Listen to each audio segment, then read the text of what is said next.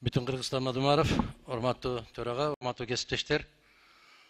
Парламент элдин өкүлү катарында, мыйзам чыгаруу жыйыны катарында эмне иш менен алек болуп атат, кандай көз караштар болуп атат, калкка түздөн түз жетип турганы максатка ылайык болот. Парламенттик радио деген бар бизде. Дээрлик республикада 74%га жакын калктын баары ошол маалыматты парламенттик радиодон түз алып аткан экен. Мына кыскартабыз деген маселе менен ал жерде болгон 3 эле киши иштейт экен. Ошол парламенттик радиону дагы жабабыз деген маселе болуп атыптыр. Парламенттин ишин чагылдырып аткан телекомпаниялар бар эле, алардын баары жабылды. Телевидение жөнүндө дагы кыскартуу жөнүндө маселе кетип баратат. Эгерде биздин иштеп аткан ишибизди калкка жеткире турган бардык массалык маалымат каражаттарын жаба берген болсо, анда биз Алмаз мырза жөн эле жабылып алып иштей бербейлиби? Биздин үнүбүздү чыгарбасаңар, көздү көрсөтпөй турган кылсаңар, анда Алмаз Акмыжанович кандай дейсиз? Мен ушуга түк түшүнбөй атам да. Эмне максатты көздөп атабыз дагы, кандай багытта баратабыз? Эгерде Талант Турдумаматович,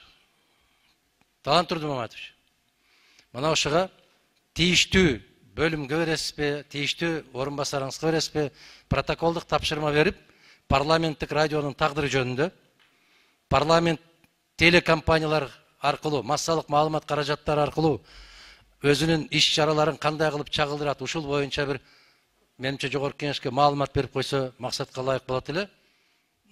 Бул жакшы эмес. Эгерде радиону дагы жаап салабыз деген болсо, анда өтө туура эмес багыт болуп калат. Ушуну кандай жол менен чечесиздер, кеңешиңиздерди айтсаңыздар. Рахмат. Рахмат. Урматтуу Адахан Кимсанбаевич, бул маалымат чындыкка дал келбейт, анткени бул өзүбүзгө караштуу массалык маалымат каражаттар, бул бизге керек нерсе. Парламенттин радиосу дагы, телевидениясы дагы өз жумушу боюнча иш алып барат. Биздин жумуштарды толугу менен чагылдырат.